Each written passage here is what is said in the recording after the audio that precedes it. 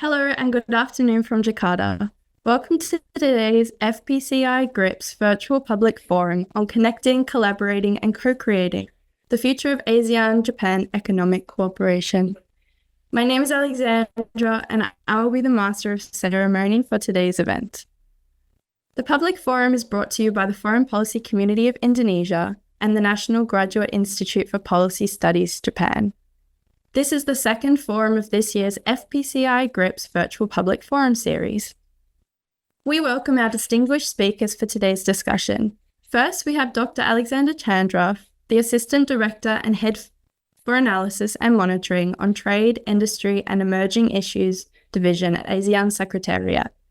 We also have Professor Tetsuya Watanabe, President of the Economic Research Institute for ASEAN and East Asia, and Dr. Lily Yan Eng, Lead Advisor of the Southeast Asian Region at the Economic Research Institute for ASEAN and East Asia, as well as Secretary General of the International Economic Association. We also would like to welcome our moderator, Dr. Kei Koga, who is an Associate Professor at the Public Policy and Global Affairs Program, School of Social Sciences, Nanyang Technological University. Today, I am pleased to welcome over 400 participants from across 30 countries, tuning in through Zoom and FPCI's YouTube channel.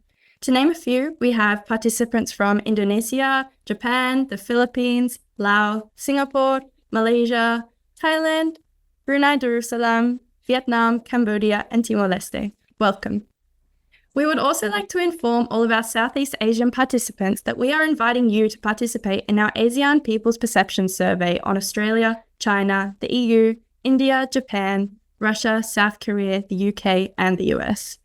The survey itself will only take 10 to 15 minutes to complete. All of your answers will be completely anonymous, and the results will be given to government bodies, policymakers, and other stakeholders in Southeast Asia so that they can make better decisions and policies moving forward. You can start the survey by scanning the QR code displayed on the screen or through the link sent in our Zoom chat box. Your perception matters. Now, back to today's public forum. The discussion will dive deep into the main question of how ASEAN-Japan economic relations will develop and the goals which ASEAN and Japan hope to achieve in the future as we reflect on 50 years of established relations. First and foremost, let us invite Professor Kunihiko Shinoda, Professor and Executive Advisor of GRIPS Alliance. Professor Shinoda, the floor is yours. Thank you very much. So, ladies and gentlemen, esteemed panelists, distinguished guests, and participants from around the world, I'd like to express my heartfelt gratitude to all of you for attending the second FPCI-GRIPS Public Forum titled Connecting, Collaborating, and Co-Creating the Future of ASEAN-Japan Economic Cooperation. On behalf of the National Graduate Institute for Policy Studies, GRIPS, I am honored to deliver the opening remarks for this forum. It is highly significant that this forum addresses such an important theme for the relationship between ASEAN and Japan. I look forward to active discussions on the future of ASEAN-Japan Economic Cooperation. Last year, Japan and ASEAN celebrated 50 years of friendship and cooperation. Over the past 5 decades, ASEAN and Japan have deepened their economic ties and enjoyed mutual prosperity and stability. Strengthening this solid relationship going forward is essential for both sides. In this context, the ASEAN-Japan Economic Co-Creation Vision developed last year serves as an important guide for the new era. The concept of co-creation highlighted in this vision represents a more comprehensive and innovative form of cooperation that goes beyond traditional economic cooperation. Co-creation is not just about working together. It aims to leverage the strengths of both ASEAN and Japan to create new value. In today's world, where digitalization is advancing rapidly, the spirit of co-creation is essential for cross-border innovation and sustainable economic growth. The theme of this forum, connecting, collaborating, and co-creating, is crucial for realizing the ASEAN-Japan Economic Co-Creation Vision. As we think about the future of ASEAN-Japan Economic Cooperation, our discussions should focus on three pillars, namely strengthening connections, deepening collaborations, and achieving co-creation.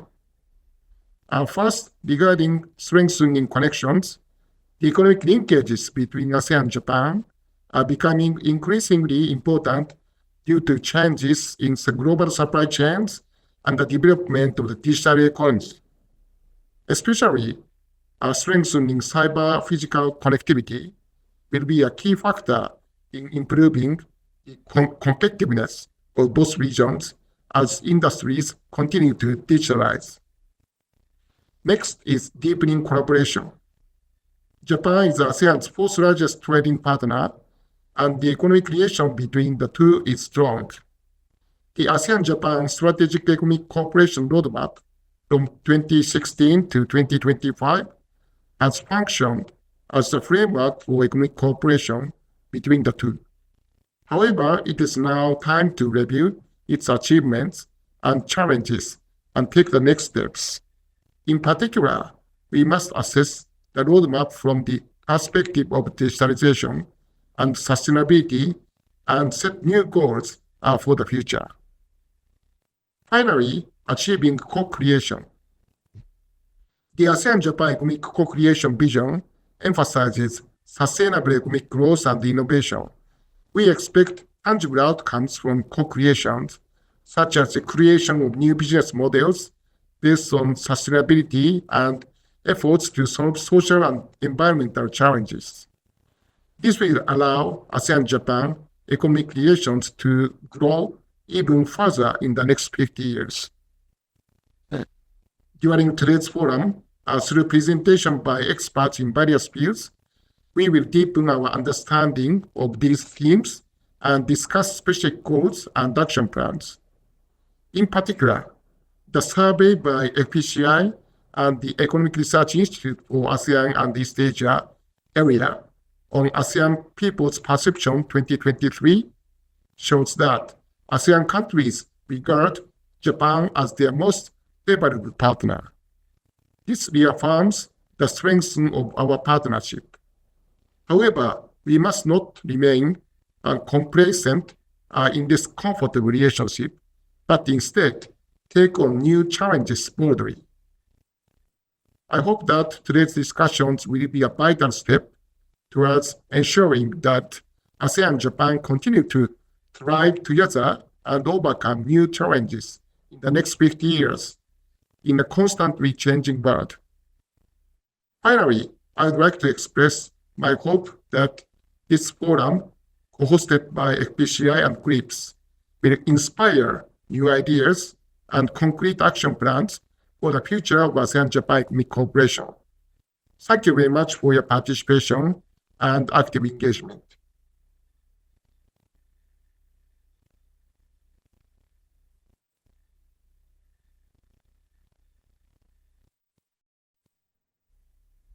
Thank you for your opening remarks, Professor Shinoda. Ladies and gentlemen, without further ado, allow me to invite our moderator to start the discussion. Dr. Kei Koga, please, the floor is yours.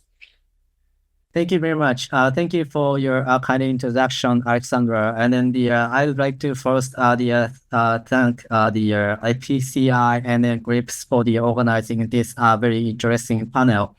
As introduced, I'm Kei Koga from the Nanyang Technological University, and I'm going to moderate this virtual public forum today. And we have the three excellent panelists for this forum. But then before going into the discussion, I will just put some notes on about this forum. This online forum will follow a roundtable format to encourage the more interaction not only between the speakers but also with the audience. And specifically, I will first ask the 2 rounds of the questions to each speaker. Each speaker will have the 3 minutes to respond. But if other speakers wish to comment on the question, they are welcome to jump in as well. And also after that, I will open the floor for a Q&A session. participants can ask questions via Zoom chat, the box under the bar, or like raise your hands, and so that I can actually point out. And I will select the questions for speakers and then let them respond to. So with that, let's get started. So first round of the questions. First, I'd like to ask questions to the Dr. Chandra and then also the Professor Watanabe. The question is the new ASEAN-Japan Economic Co-Creation Vision puts a heavy emphasis on the concept of co-creation, as it was actually introduced by the Professor Shinoda in the opening remarks as well. But what exactly does the co-creation mean in the context of the economic cooperation? And how will the vision of the co-creation translate to the actual economic efforts between the ASEAN and Japan? So first, Dr. Chandra. Thank you. Very good afternoon. Can you hear me? Yes, I can hear you. Okay. Very good afternoon. And before I start, let me just thank the organizer, the FPCI and GRIPS, for extending a very kind invitation to invite the ASEAN Secretariat to take part in this very timely and very interesting discussion. I will give things also to Professor Shinoda and also Professor Watanabe and Dr. Lili Yanting, both of whom are actually very close friends of the ASEAN Secretariat. We have been working together very closely for many years. So I'm very pleased to be able to be in the same panel with both of these panelists. So before answering your question, perhaps let me just take you back a bit. What it is. How do we see the ASEAN-Japan economic cooperation as a whole? As you probably aware of, Japan has always been an indispensable partner of ASEAN. It is one of the ASEAN oldest dialogue partners, where ASEAN and Japan have already started engaging each other since the early 70s and has since developed a very friendly relationship based on the heart-to-heart partnership that was constructed by the 1977 Fukuda Doctrine. Of course, as we probably aware of, ASEAN and Japan both have pursued a very diverse type of cooperation, but to the extent possible, I think the trade and investment have been at the forefront of our partnership so far. For a simple reason, I think because of the economic complementarity between both of our economies. The structure of Japan's international trade and investment are very much dependent on the raw materials from the developing economies of ASEAN. And also ASEAN also serves as a major shipping lanes for which Japan relies its economic activities on.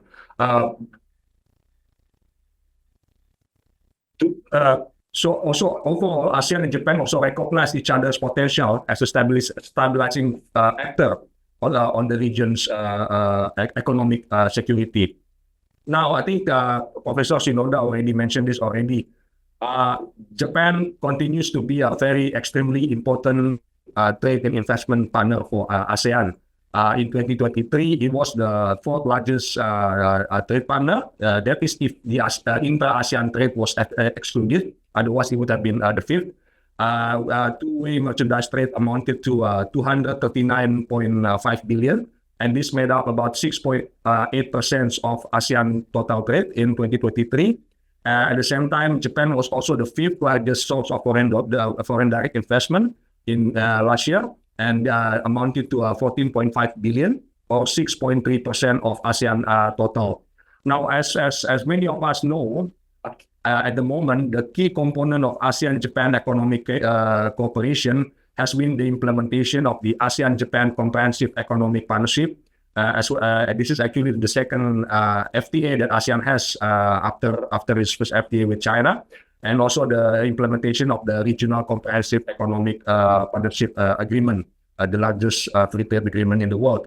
Now, you may be familiar already that the AJCEP, ASEAN-Japan Comprehensive Economic Partnership, it was quite an old agreement already, 1.5 decade. The agreement was signed in 2008 and entered into force in December of the same year. And it was basically designed to enhance our trade and investment relation, and through a progressive tariff liberalization, simplification of customs procedures, as well as promotion of greater economic cooperation.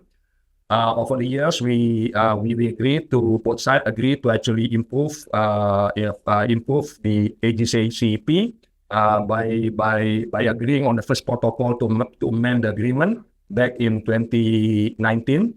So the existing agreement actually covers a quite comprehensive component agreement. It is a comprehensive agreement covering trade in goods, trade services, investment, rules of origin, sanitary and phytosanitary, and so on and so forth. On RCEP, of course, everybody also familiar with this. I already mentioned it is the largest free trade agreement in the world. It entered into force back in January 22. The agreement is equally comprehensive as that of AGCEP, including chapters that is not only covering traditional trade in goods, but also those what we consider more emerging issues, such as intellectual property rights, government procurement, competition, as well as inclusivity, especially in relation to small and medium enterprises. RCEP also provides open accession clause, whereby it allows, I think we can actually open for accession 18 months after entry into force. So by July last year, we can already accept new memberships. So currently there are 3 official requests to exit RCEP, namely from Hong Kong, China, and then Sri Lanka, as well as Chile. The latest development with regard to RCEP, of course, now we have the RCEP support unit that was established within the ASEAN Secretariat, and the unit's executive director had just been selected, and this marked an important milestone in the operationalization of the support unit. Now, coming back to your question about why the emphasis on the co-creation. So I think it's already highlighted by Professor Shinoda earlier on that the ASEAN-Japan Economic Co-Creation Vision, it was basically developed as very much private sector. It was developed by the Japan Chamber of Commerce Industry, the Ministry of Economy, Trade, Industry of Japan, METI, as well as JETRO. This is to commemorate the 50th anniversary of ASEAN-Japan cooperation last year. So the main purpose of the vision is simple. It's basically for ASEAN to be able to attract quality investment from Japan and upgrade its industry. So to realize the vision, again, Professor Shinoda already mentioned this. There are 4 pillars of action that have been identified. This covering the giving focus on sustainability, open innovation, cyber physical connectivity, as well as innovative human capital. All of these are actually very strategic very strategic issues, not only for Japan but also for ASEAN. So Dr. Chandra, so 30 seconds to sum up. We have the 3 minutes for each panelist. So okay. All right. So again, in the context of ASEAN-Japan Economic Co-Creation, co-creation basically refers to a mutually beneficial partnership. So basically, we are looking at both economies to collaboratively address shared socio-economic challenges through the pooling of the expertise, resources, and innovation. So the co-creation vision is we see it as a mutually beneficial relationship that is based on trust, established through the sharing of know-how in solving various socio-economic challenges and respecting the diversity of ASEAN member states. The co-creation vision is essential, particularly as it allows ASEAN and Japan to jointly address socio-economic challenges, balancing economic growth with social values, especially amidst imminent security-related risks in the field of energy, economy, food security, and so on. And I think what has not been mentioned also, I wanted to discuss also the action plan that accommodates that vision, right? Sorry, Dr. Chandra. So we're gonna get back to you later on. So could you adjust we just kind of need to move on to the next panelist because each participant has 3 minutes only. All right, thank you very much. Professor Watanabe, could you comment on the question? Thank you very much for having me at this wonderful discussion. And I'm very glad with Professor Koga and Alex and my colleague Lily on the discussion. And before going straight into your question about what is the co-creation, I just would like to highlight the background. ASEAN is, one of the bright spots in the world economically. 5% GDP growth, annual GDP growth, and large population and young demography, and investment coming from every part, not China and Japan, the US and Australia, EU. Investment are coming to this region.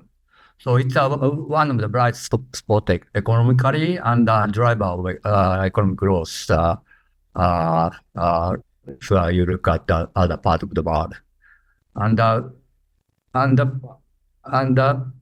also in the geopolitical tension between the superpowers, ASEAN community journey of ASEAN community building has been quite successful, provide prosperity and stability and security, not only for ASEAN but also for wider region of the Indo-Pacific. So ASEAN's role in economic role and political role is very crucial. On the other hand, the countries in this region faces some of the challenges which previous speaker mentioned. Like one of them, most important, is a sustainability challenge. How transition economy and society into more sustainable one, and particularly energy transition is a very crucial one because unlike Europe and the United States and other developed world, the economy is growing quite rapidly. So they need to sustain the people and the economy and the society providing energy. So cutting CO2 is not that easy task. So that is the one area what co-creation can work. Especially, I think Japanese companies, energy companies, has a quite long experience of managing in these issues and also good advanced technology. And the challenges here and technology and know-how maybe to some extent exist in Japan. So if we can collaborate at the company level or government level on an equal basis to address and solve the challenges this region, this growth region faces. That's my interpretation of co-creation. Thank you. Thank you very much, Professor Watanabe. I think the co-creation can mean many different things, and then from the socio-economic perspective, energy security perspective, we could actually understand how important the collaboration between Japan and ASEAN will be in the today and then in the future as well. So okay, moving on to the next question. The question to the Dr. Ling. So question is this: as the ASEAN-Japan Strategic Economic Cooperation Roadmap 2016 to 2025 is approaching its deadline, and what is your assessment of the roadmap implementation? Dr. Ling? Thank you for highlighting a very important point. Before I address your questions, let me share with you two simple observations. if we see throughout the years since ASEAN's established since 1967, Japan's role in ASEAN had been increasing, particularly significant in the 1980s and 1990s. But then, if we see, over the last 23 years, Japan's role in ASEAN has been declining. Its role in trade, investments, infrastructure, as well as digital front has been declining. In 2023, taking out ASEAN, Japan was the fourth largest trading partner for ASEAN, contributing only 7% for ASEAN's total export and imports. Japan is the fourth largest FDI investor in ASEAN in 2023, contributing only 6% of ASEAN's total FDI. This is something that I totally agree with Professor Shinoda. Probably Japan and ASEAN should not be complacent. And the key of the successful of the implementations of the roadmap is nothing more important than the trust. This is something that ASEAN had been very open to Japan. Let me highlight on three things. One, on exports and imports. I think it's time for Japan to be more open to ASEAN's product, be it semiconductor, coal, palm, agricultural, fisheries products. ASEAN's products that are good and Japan's need those products. It's time for Japan to think to relocate Japan's imports from ASEAN. The second one is on investments. I think I totally agree with Professor Watanabe. It's important for connections. Japan, if we see Japan international organizations, Japan's companies, all other organizations or Japan-funded organizations, they're very close in terms of labor market as well as at the management level. They're very close in recruiting or open to good talents. It's quite different with China, Korea, or Europe or US kind of led firms or organizations. So if Japan can be more open, it's gonna improve people-to-people connections, and it's gonna build more trust among Japan and ASEAN. The third point is on infrastructure. I think Japan has been focusing too much on the physical infrastructure. I think it's time for Japan and ASEAN to put investments not only in road, but also in soft infrastructure as well as digital infrastructure. I think the importance of digital is massive, industrial robots, AI, and digital, not only on e-commerce, but in all sectors across countries and across nations.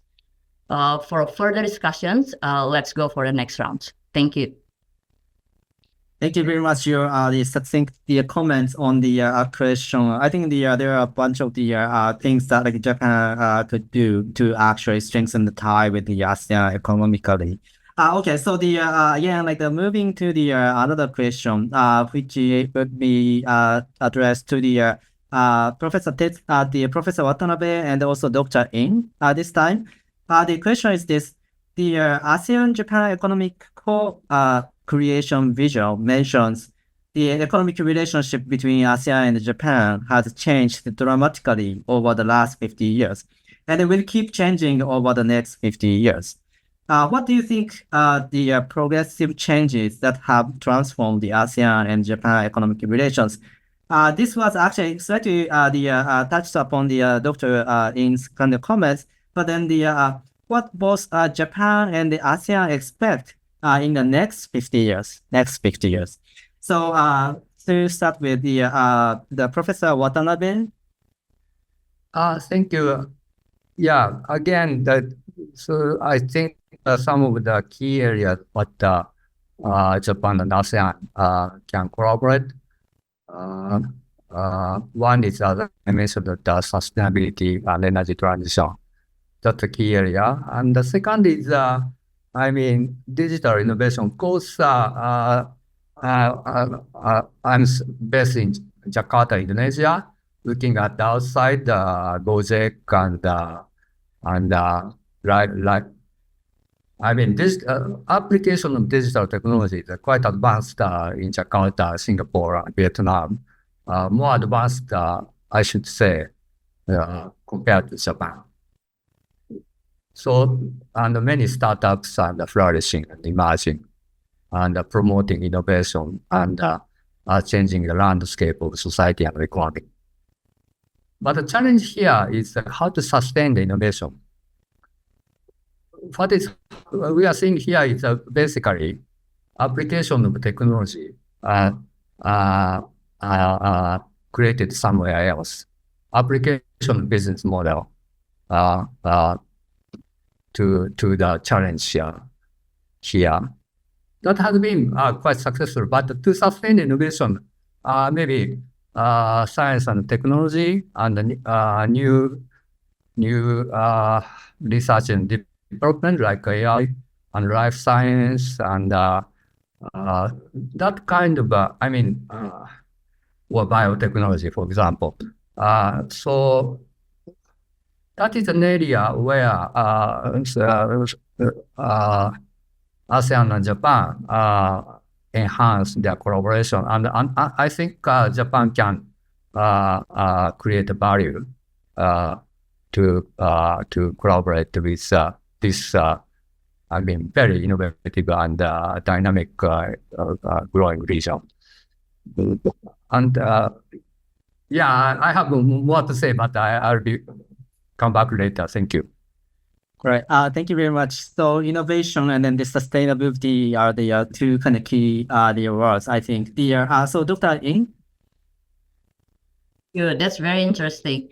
If we see from 1970 to recently, you're talking about 50 years back and 50 years forward, right? Let's see from 1970. G7 countries, namely, they used to be the ruling countries in the world in the four main front in economics, right? In terms of gross domestic products or output, trade, manufacturing value added, and investments. But after 2000s, those G7 countries' contributions to the world have been declining. And emerging markets such as China, India, Korea, and interestingly, ASEAN countries, particularly Singapore, Indonesia, Malaysia, Thailand, and Vietnam, they share to global shares in output, trade, investments, and manufacturing value added have been increasing. In 2023, ASEAN was the fourth largest economy in the world after the US, China, and Germany. So this is very important for Japan to think, like Professor Watanabe-san mentions, to think seriously the importance of ASEAN, not only for Japan, but its role in the global economy. And it's very important for Japan to take ASEAN seriously as its trading and investments partners and treat ASEAN as an equal partner. With that kind of trust and equal partner treatment, I think there are so many potential sectors that Japan and ASEAN can work together. And I agree in the sense that it's very important to highlight the important sectors such as digital transformations, sustainable developments, as well as agriculture and sectors that are important for ASEAN. Again, one thing that I learned is that so far, Japan provides assistance, support, cooperations based on what Japan is good at, but not necessarily what ASEAN really needs. So this is kind of mindset that I think need to be synchronized. What are good for both Japan and ASEAN, not only one side agenda, but we need to go together as a partner. Because if Japan does not take ASEAN seriously, there are other partners who have been in the good positions with ASEAN. So I'm afraid that Japan might lag behind other partners if Japan using the same strategy in approaching ASEAN. Thank you. Thank you very much for your comments. I think like this actually relates to the why like we are calling the co-creation. I mean, why co-creation is a very, very important keyword for the both Japan and the ASEAN. Like in Japan and the ASEAN, the global structure, economic structure actually changed. If you compare it in the Cold War era, and then the Japan and then the ASEAN seriously think about the what we mean by the equal partnership in many ways. I think like that's the kind of nice way to actually put the first round first. Okay, so moving to the round two of the questions. Thank you for your patience, Dr. Chandra. So this question is going to you. The question is as part of the larger vision, ASEAN and Japan launched their future design and action plan for the innovative and sustainable ASEAN-Japan Economic Co-Creation 2023 and 2033. What do both parties expect for this action plan to achieve? Dr. Chandra, if you could talk for us 3 minutes, that would be great. Thank you. Okay. Thank you very much. So I think, as it name suggests, the FDAP, the Future Design and Action Plan for Innovative and Sustainable ASEAN-Japan Economic Co-Creation, it's an action plan to help realize the co-creation vision. So it serves as a new guiding document that supposedly sets out the direction of future ASEAN-Japan economic cooperation over the next 10 years, up to 2033. The document already, as you probably aware of, endorsed by AEM METI at their 29th consultation in August last year. The document actually demonstrates a significant paradigm shift in ASEAN-Japan economic relation to collectively, for both parties to agree to collectively build a shared future that is powered by key and emerging issues relevant to both ASEAN and Japan, on key issues that Lily and also Professor Watanabe already mentioned on digital transformation, supply chains resiliency, innovation, sustainability, and human resource development. So the area of cooperation identified by the FDAP ranging from, for example, those that are covered under the strengthening of cyber physical connectivity would include like promotion of digital economy, public finance institution cooperation to strengthen connectivity, how to work towards the free and fair trade and investment environments, all the way to the co-creation of dynamic human capital, whereby ASEAN and Japan agrees to work around the issue on how to develop next generation of industrial human capital, as well as how to realize sustainability and so on and so forth. So for each pillar, for each of these pillars, ASEAN and Japan will implement a concrete action to achieve the desirable future as a shared objective by 2033. Now, as to what do we both sides actually expect from FDAP to achieve, I think we do share a common objective, ASEAN and Japan, that we do hope that FDAP can help foster a stronger economic ties. How? Primarily by driving digital transformation, enhancing our supply chain resilience, and promoting innovation across industries. In addition, I think both ASEAN and Japan also agrees for the FDAP to develop dynamic human capital, advance sustainability, especially in the area of carbon neutrality, energy transition, and how to build a circular economy. All these, of course, are key strategic interests of both parties. So overall, the plan basically seeks to co-create a prosperous, innovative, and sustainable future for both ASEAN and Japan. Thank you. Great, thank you so much for your comments on the action plan. I think as we talk, the digital supply chain, the innovation, those are the really important area of cooperation. for the Japan and then the ASEAN in the future as well. Okay, so the next question is going to the Professor Watanabe and then also Dr. Im.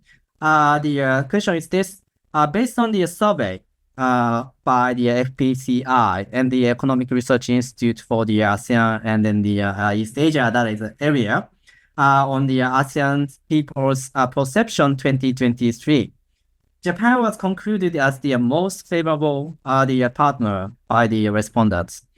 And Southeast Asia has full confidence and is in the comfort zone in their cooperation with Japan. How do we get out of this the comfort zone? And then what is the new agenda that we can actually work on between ASEAN and Japan? It's a kind of like a similar question, but then they are asking is there any kind of like the hard choice we need to make in order to facilitate and further enhance our cooperation between the Japan and the ASEAN. So, the Professor Watanabe, could you actually start? Thank you very much. I don't know if I can touch upon the hard questions, but I think one of the messages missing one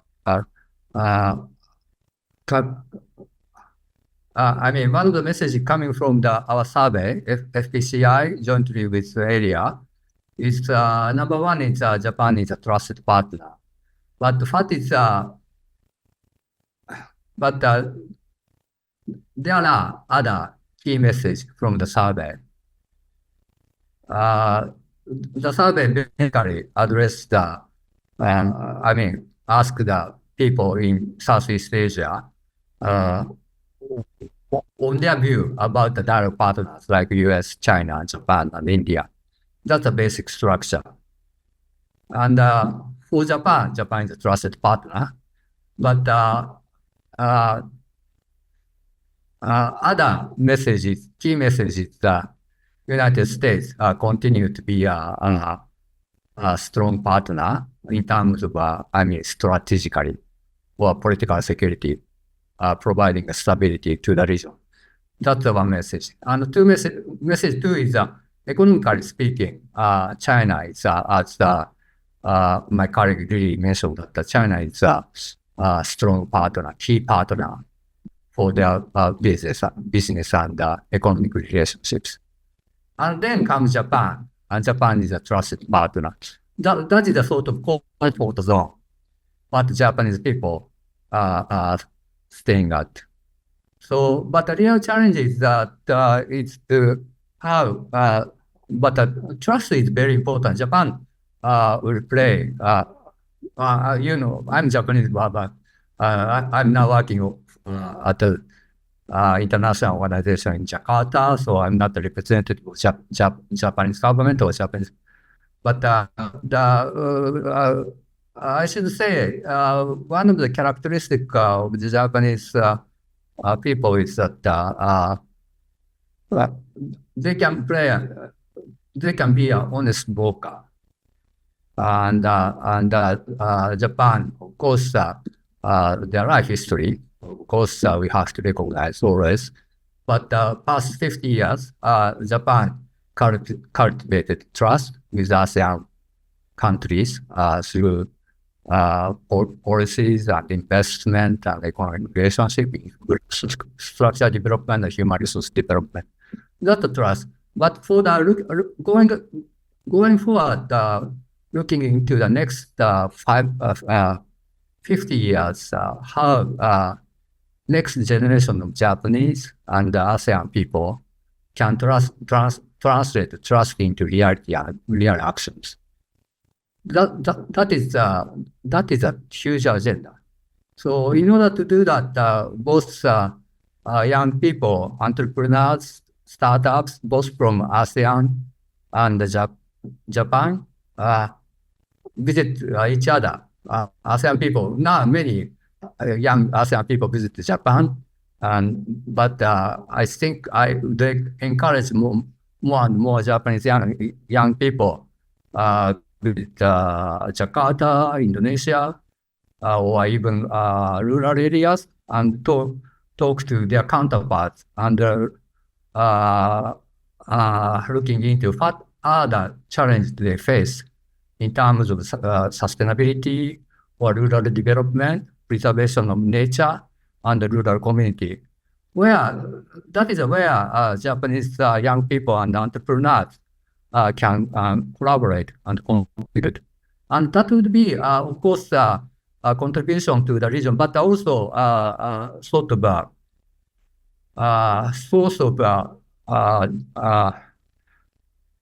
where Japanese economy and people can get again sort of dynamics and energy. That will be a win-win, and that is a real meaning of co-creation.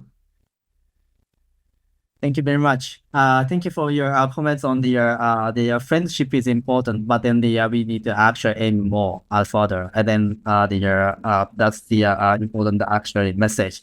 Dr. Ying, could you comment on this? Thank you.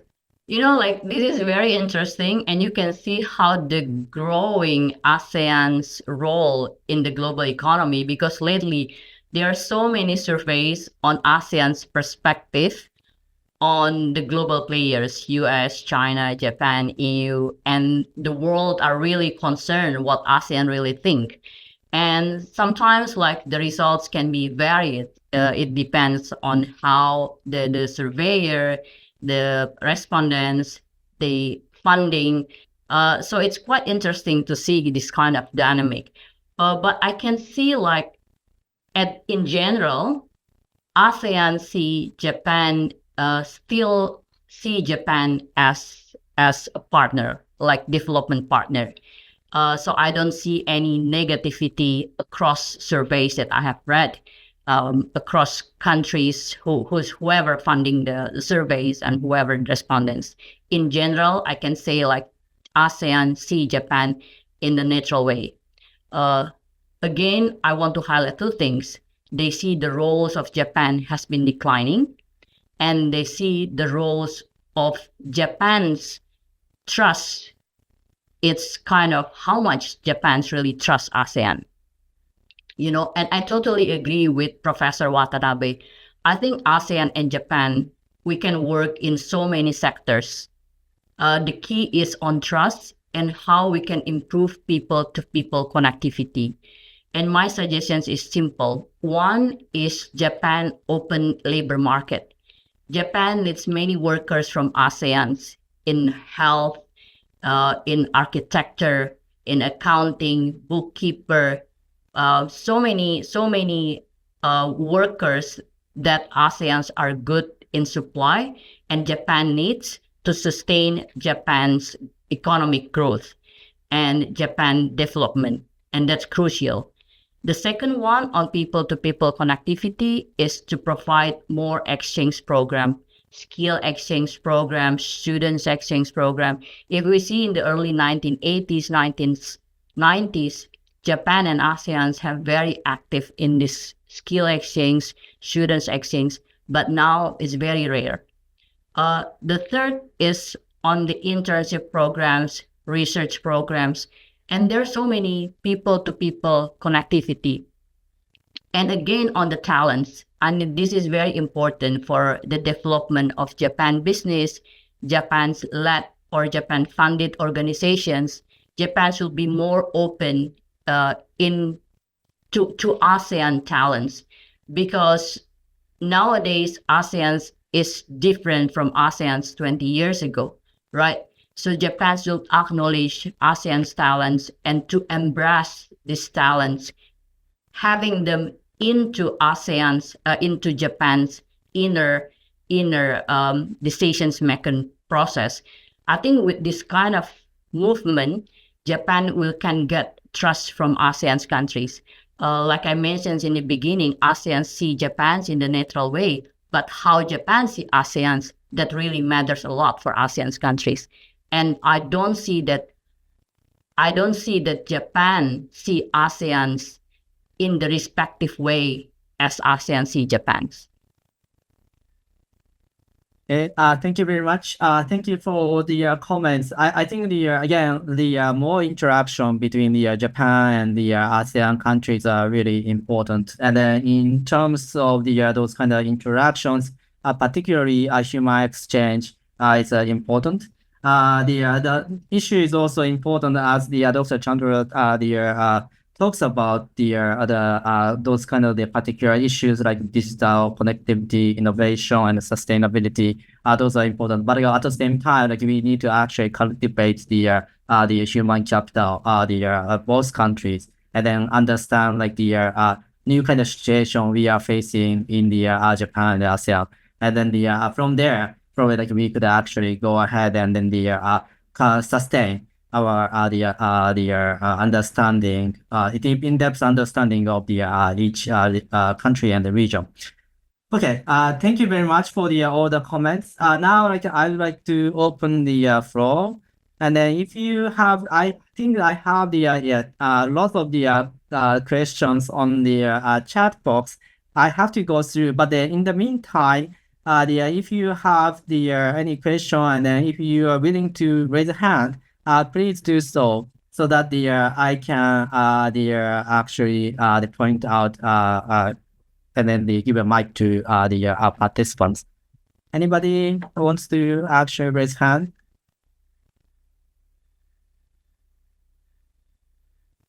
No. All right. So I'll just read through the comments for the question. This question is from Muhammad Ismail Taki Ali. They are talking about let me see the future of the economic cooperation with Japan, China, and Indonesia. Okay, so here. The future of the economic cooperation for Japan, China, and Indonesia reveals a dynamic and a multifaceted approach, highlighting their focus on innovation, sustainability, and global partnership. And Asia must unite to become the most powerful country in the world. In the world. And Asia must be able to always innovate with the principles of the supreme divinity, just as the civilized humanity. Asia unity, democracy led by the wisdom and the deliberation of the Asian representatives, and so on. Asia countries must be able to sanction. I think these are this question is actually how relating to the I guess this is more relating to the political things, but may I ask in order to kind of unite this is something to do different from the I think the economic side, but in order to facilitate economic cooperation as the kind of United Asia, what kind of the things can we actually do? That's a kind of one question, and I'll go on the next question too. Because that question was not like directed to the any other person. Let me check. I think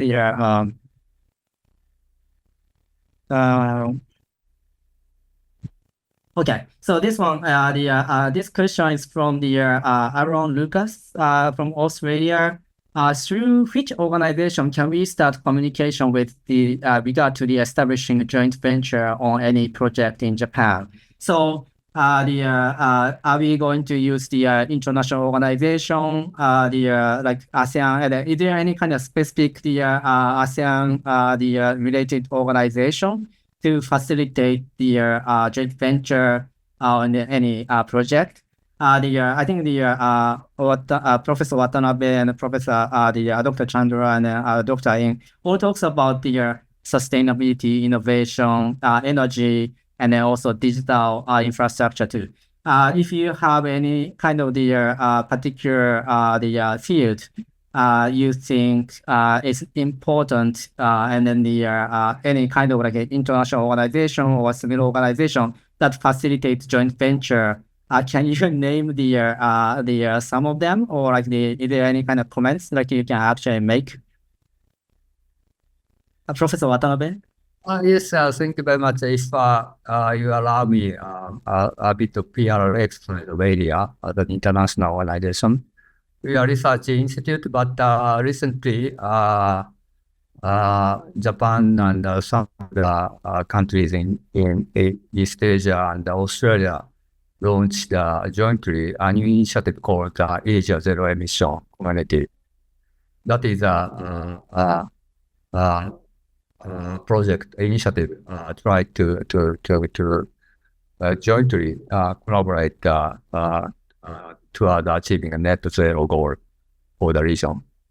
And the area as an international organization is tasked by the leaders of the member countries to host the so-called Asia Zero Emission Center. This is a policy platform for that initiative, providing roadmaps for the countries and for the region, and looking into the sectoral initiatives, also market environment like carbon trading and financial schemes.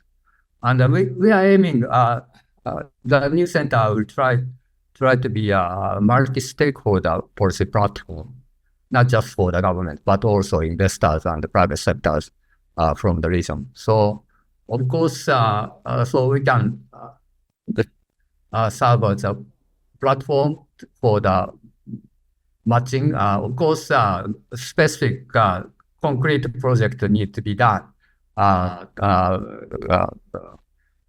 separately, but we can have some sort of initial matching or initial facilitation of the specific project, for example, for the energy transition. And we are engaging with a partnership with some of the financial institutions, ADBI and JBIC and other financial institutions. So we are happy to support in this regard. Thank you very much. Dr. Ng or the Dr. Chandra, any comments? If you have. Yes, if I may just address that particular question on which organization to approach to communicate about the joint venture setup, is it correct? Yeah. In Japan? I mean, I cannot speak on behalf of Japan. But yeah, I mean, you can talk about from the ASEAN's perspective. As far as we understand, I mean, Australia and Japan are part of the Regional Comprehensive Economic Partnership, right? So actually, if anybody from Australia would like to set up a joint venture arrangement, of course, this could be the platform in which the Australian businesses could help set up a joint venture arrangement with the Japanese counterpart. So naturally, from the Australian side, I would have thought that the natural contact point would be the DFAT, right? So Department of Foreign Trade, right? So I think hopefully that answered the question. Thank you. I want to add a bit, like ASEAN has ASEAN's Business Council. Each ASEAN country also has Chamber of Commerce, and they're very active. So you may proceed, or anyone who are interested in doing business in ASEAN's, you're very much welcome to connect with ASEAN Chambers of Commerce, ASEAN Business Council. We also have with trading partners, ASEAN-Japan, ASEAN-US, ASEAN-Australia, and with other main trading partners. Thank you.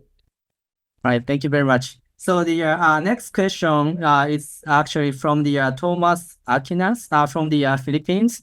This is to all the speakers. With ASEAN is now developing its post-2025 vision. And how do you see the ASEAN-Japan relations in the future? Which we actually talk about, like the co-creation, but then the specifically like the post-2025 vision from the ASEAN side. Then what is the relationship between the ASEAN and Japan look like in the future? Perhaps the Dr. Ng or Dr. Chandra? First? Okay, Dr. Chandra. Thank you for the question from Thomas. Is it? Yeah. So I think indeed, I think as you already pointed out, ASEAN is indeed working to develop our post 2025 vision. In fact, this year has been a very important transitional year for us as we finalize our existing blueprint. And at the same time, we have to prepare our post-2025 goals and priorities in the form of what is now known to be the ASEAN Community Vision 2045. So we, instead of 10 years goals, now we're going to have a post-2025 goals that is 20 years long. So this document, the ASEAN Community Vision 2045, supposedly help us to guide the ASEAN community building over the next 2 decades. So as far as the ASEAN Economic Community is concerned, ASEAN's focus will be on the deepening of economic integration, naturally. And we're going to do this by identifying new sources of competitiveness, especially in strategic areas such as industrial cooperation, looking into like emerging issues like blue and green economies, as well as how we can embrace new and emerging megatrends, such as those that have been highlighted by Lily and also Professor Watanabe, like digitalization and sustainability, among others. So ASEAN, as far as our economic partnership and also global engagement is concerned, ASEAN is very committed and also looking to expand our global presence. So we are looking into the possibility for the post-2025 environment for our focus to be centered on our effort to enhance the quality of our partnership as well as collaboration, especially those with our dialogue partners, dialogue and external partners, as including Japan, of course. We will also, of course, I think this also highlighted at the beginning, I think during the briefing, I think one of the FPCI secretaries were actually talking about this, how ASEAN needs to actually explore the cooperation with new partners. And this is also going to be part of our priorities in global ASEAN. That is to explore cooperation with emerging economies and regional groupings that share mutual interests with us. Of course, this is to leverage complementarity strengths to bolster our economic resilience, as well as to solidify our position in the global value chain. So as far as Japan is concerned, I think the co-creation vision, as well as its accompanying FDAP, they share similar spirit with the ASEAN Community Vision 2045, as we envision for our region to be a prosperous and single market economy with highly skilled and inclusive workforce, productivity and innovation-driven growth, and incorporating sustainability across and along the value chain by 2045. So in this regard, I think we have a lot of and ample rooms for ASEAN and Japan to collaborate to identify a specific entry point with which the goals of both visions can be attained simultaneously. Thank you. Thank you very much. Dr. King, do you have any comments? Thank you for having this kind of interesting questions. Let me just highlight on deepening integrations. I think it's very important for ASEANs to work on 3 issues. On trade in goods, ASEANs need to work on managing non-tariff measures, reducing non-tariff barriers, because just between 2021, 2023, at the global level, there were about 2,800 measures introduced. So it's very important for ASEANs to improve its trade in goods by managing non-tariff measures to ensure non-tariff measures serving for health, safety, and environmental protections, but not create any barriers to trade. To improve trade in services, I would like to highlight the importance of having labor of movement, not only within ASEANs, but also with ASEAN trading partners. On investments, I think it's very important for ASEANs to create conducive environment to attract good quality investments. And the second point on digital transformations. I think the other speakers have already highlighted on sustainability, so I want to highlight on digital informations. ASEAN has a population of 697 million populations. 80% of ASEAN's populations are active internet users, and 70% of 80% are at least once have been doing or active as a seller or buyer or in any kind of economic activities by an active internet users. Last year, ASEAN recorded $259 billion of e-commerce, and ASEAN is estimated to have $1 trillion by 2023.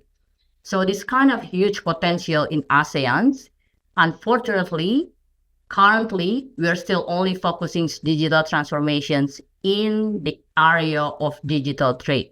So it's very important for ASEAN's to vision ASEAN's digital community by optimizing the use of industrial robots, AI, digital transformations for productive purposes across sectors, including health, public health, educations, agricultural, mining, any sectors. I think it's very important for ASEAN to work on this, including with ASEAN main trading partners and investments. Thank you. Thank you. Professor Watanabe, do you have any comments or? Yes, Yeah, please. I think, talking about the community building, it's EU, European Union, of course, is a different model. EU and ASEAN are quite different, but that's obvious. But since, as Didi mentioned, that economically and politically, presence and importance of ASEAN are becoming huge. So if ASEAN provide its own model, for example, for data governance and for how to manage emerging technology like AI, and or for example, for carbon market, regional carbon market. That can, if ASEAN and this region can come up with such a model of regional cooperation and both up their own perspective for this region and also for the other part of the region, right? Other part of the globe, that would be very good for the region and beneficial for other part of the world. And Alex mentioned that global ASEAN.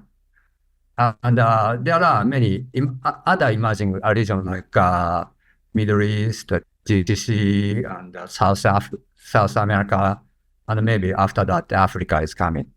So ASEAN can engage with that part of the region. That's one. And also, I should mention that for Indonesia, the national target is to become a high-income country in 2045.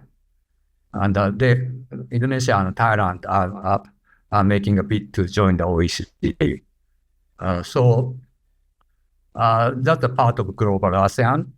And if ASEAN have strong voice in other parts of the world, well, including OECD, if they join, they will change global governance too, not just accept the standard from other parts of the developed world. That's the thing. I mean, in 20 years' time, maybe it's become a reality and change the landscape of global governance. Thank you very much. Yeah, thank you so much. All right, so I have one person raising a hand, Putra. So could you actually ask the question to if you could actually give your name and affiliation, and then also ask who you want to actually ask the question, that would be great. So over to you. Thank you so much. So this question is directly to Dr. Ing, Yan. So apologize if I mistaken the name. So we talked previously regarding, I'm sorry, my name is Helvin, researcher from Lab Indonesia 2045. I'm curious regarding talking about foreign direct investment, right, or FDI. As it is talking about trade investment, we need to put perspective of how labor are existing in between those things. And I think the trends, as Alex Preces here mentions, to talk about sustainabilities will be related to green jobs in here, or how can the human resource fulfill or becomes the fuel of these investment projects, improvement and everything. So I would like to ask a question related to how can does this initiative of increasing FDI, increasing sustainability, also put perspective on improving each humans, especially when we're talking about Japan and ASEAN region, when there is, I would say, quite a significant gap in terms of the human resource, or like the general statistically speaking, right? That would be my question. Thank you. Thank you. So Dr. In? You, Halfin, that's a very good point that you raised on human capital. I totally agree with you. I think economic growth with human capital, they're going simultaneously. Once the economy grow, it depends on how government or institutions give it back to invest in their human capital. And that's the key to achieve for long-term sustainable development growth. I think if we see over the last, since the development era, since the early 1940s, those countries who have sustainable development growth are those countries who invest a lot or put serious efforts in developing their human capital, educations, public health, water sanitary, as well as provide effective infrastructure in R&D. So by having this good quality in a capital, human capital, they can attract good investment. So it's kind of working simultaneously. I'm taking simple examples, countries like Sweden, like Singapore, South Korea, and lately China. The reasons why Tim Cook, CEO of Apple, invests in China is not because of the low labor cost of China. China unit labor costs have been increasing since 2000s and has been higher than those of ASEAN since 2005. So the issue of low labor costs is no longer the good selling point for China, but the good quality of technicians, of skills that are the key point why Apple invests in China, not in the US. So this is something that I think like ASEANs can learn. In Asia, we can take a look, Japan, South Korea, China, Singapore, how they invest a lot to develop the human capital.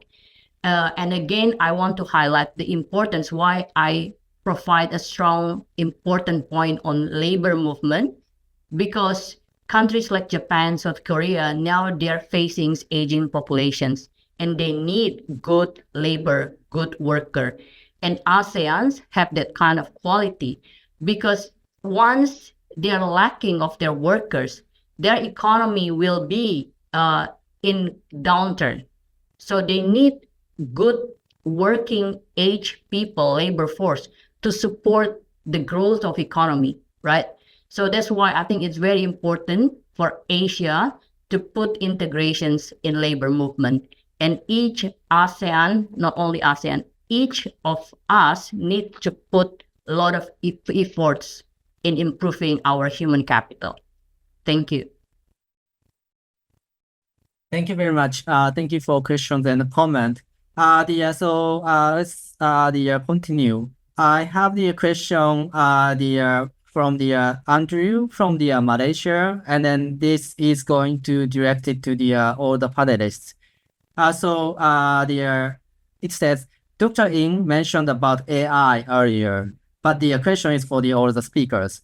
From what we see now, the global North countries, including Japan, are one of the leading ones in the development of the AI.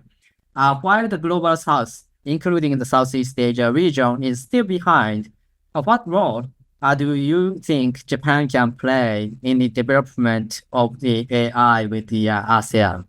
So I think any of you probably, may I start from Professor Watanabe, or if you the Dr. In or Dr. Chandra wants to have any comments on that, you can actually jump in and start. Who wants to go first? Yes. Okay, Professor Watanabe, thank you. Thank you very much. It's a very good point on AI. And for example,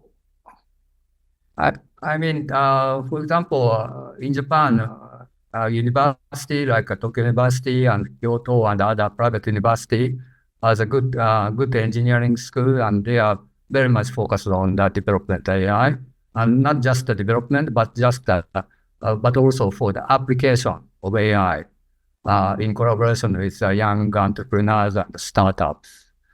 So, but in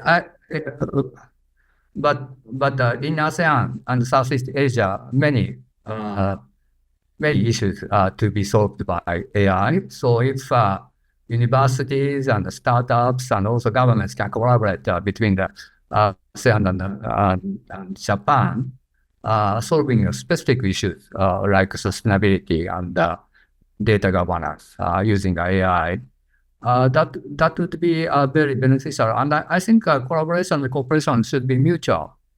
So not just one way.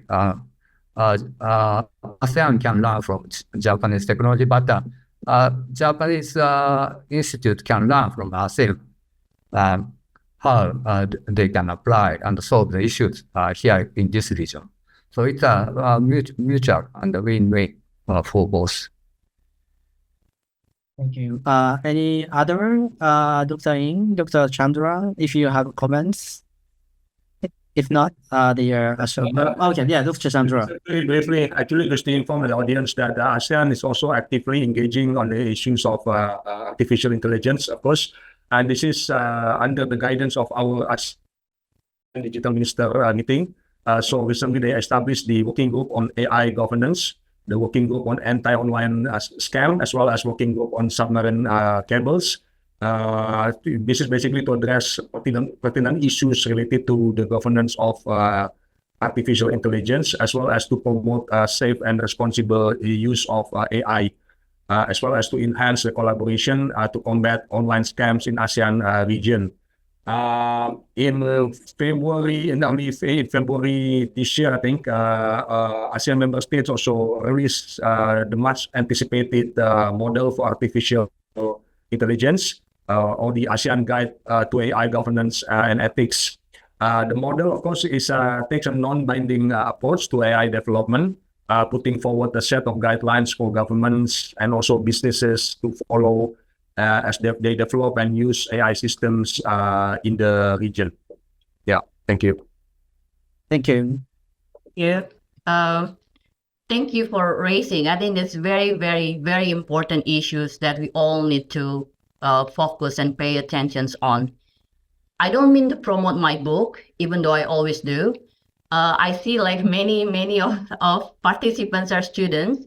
I just published a book on robots and AI, working together with Jean Grossmans, and we have a stellar economist contributing to the book.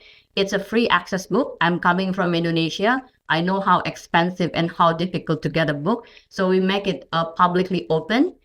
The key message of the book is that it is important for us to innovate. It is important for us to support innovations.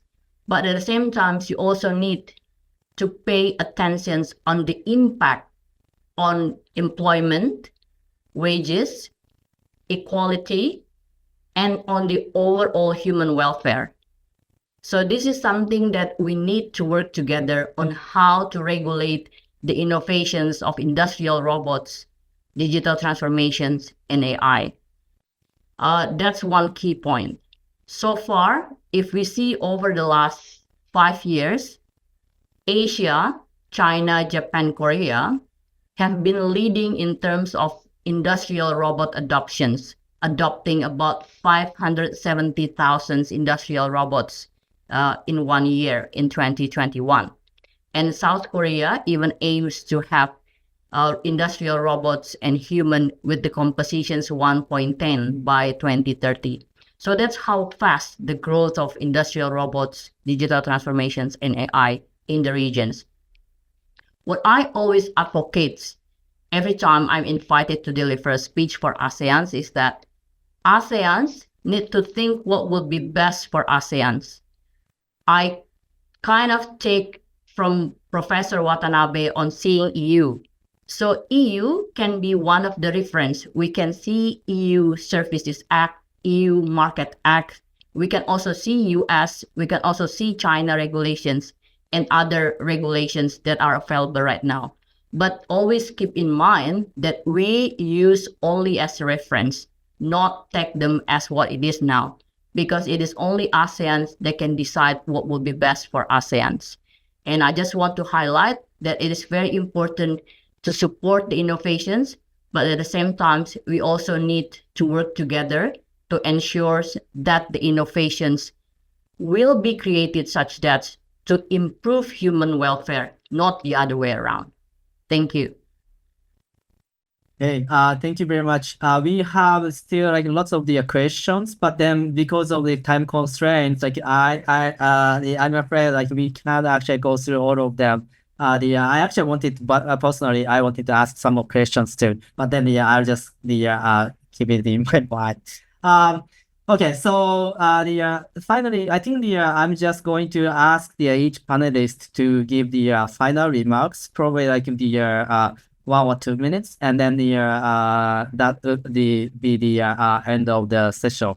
But like, may I kind of invite the properly first Dr. Chandra, and then Dr. In, and then Professor Watanabe for the final remarks.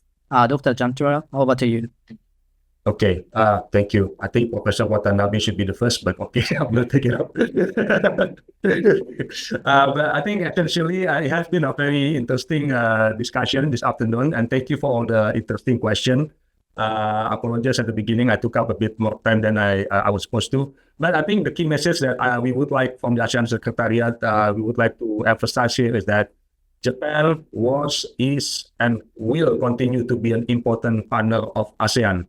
But moving forward, I think as I already mentioned, especially as we move towards the post-2025 environment, I think we need to, again, this is of our interest, and hopefully that is something that Japan can also respect and also support as well. That is that we are looking for a quality partnership. I think a lot of points that both Lily and also Professor Watanabe already pointed out. I'm not in position to be able to speak as freely as them. But I think many of the points that they have raised, I think also very, very valid, and I think needs to be taken into account, not only by Japan, but of course on our side as well. But again, I think I will just end there. And again, thank you again for the opportunity to share our thoughts and inputs this afternoon. Thank you. Thank you. Dr. In? Thank you. I see like many young participants joining us today. So allow me to speak on behalf of the old generations. Let me highlight one thing. You are the future of ASEAN. You are the future of Japan, Australia, and whichever countries that you represent right now. My key message is that tensions will not gonna lead us to anywhere any better. It is very important for us to cooperate. It is very important for us to create such good environments for us to grow. And it is very important for all of you to take your work, be you are studying, doing research, working, because you are the futures of the generations. You are the future of ASEAN. You are the futures of countries. Thank you. Thank you. Professor Watanabe? Thank you very much. Coming back to our original issue of trust between ASEAN and Japan, and I think trust is one by one. If we are successful in one good project, one good collaboration, one good cooperation between ASEAN and Japan, then we can move next one. That's a trust building and confidence building. So as Lily mentioned that for the next generation of Japanese and young people in Southeast Asia, I very much hope they would cultivate trust, make friends, and collaborate on specific project and build a trust. Then we can, that's a basic. And if that kind of collaboration and trust building can be made, our future for ASEAN and Japan is more productive. And Alex mentioned a very good word, quality partnership. So quality partnership for the next generation. Thank you very much. Thank you very much for all the excellent comments and then the discussions. Please join me to thank the all the panelists. I know like it's online, so we can't actually hear the clap or anything. But then thank you so much. So with that, I'll actually give back to the Alexandra for the mic to MC. Alexandra, Alex. Thank you very much, Dr. Kai Koga, for moderating today's discussion, and thank you to all the speakers for sharing your incredible insights. Before we wrap up the event, I would like to invite the speakers and everybody else for a short photo session. We'll be taking the picture 2 times, so if everybody could get ready in 3, 2, 1. And we'll do one more in 3, 2, 1. Okay, thank you so much, everyone. It's been such a fruitful discussion today, and I'm sure the audience found the session interesting and highly informative. Today's event is available for rewatch on FPCI's official YouTube channel at Secretariat FPCI. You may fill in the form sent out by our committee in the Zoom chat box as well in order to get your certificate of participation for today's discussion. And for the last time today, I'd also like to again remind you all of our Southeast Asian participants that we're inviting you to participate in our ASEAN People's Perceptions on Australia, China, the EU, India, Japan, Russia, South Korea, the UK, and the US. The survey will only take 10 to 15 minutes of your time. Your answer will remain completely anonymous, and the results will be given to government bodies, policymakers, and other stakeholders in Southeast Asia so that they can make better decisions and policies moving forward. You can start the survey by scanning the QR code displayed on the screen or by accessing the questionnaire through the link sent in the Zoom chat box. To ensure that your submission is completely considered, make sure you complete the entire form. So thank you everybody so much for tuning in. You can follow our social media handles for more information about our activities, events, and programs. Also, stay tuned to our next FPCI-GRIPS Virtual Public Forum via Instagram or Twitter at FPC Indo. See you at the next FPCI event and enjoy the rest of your day.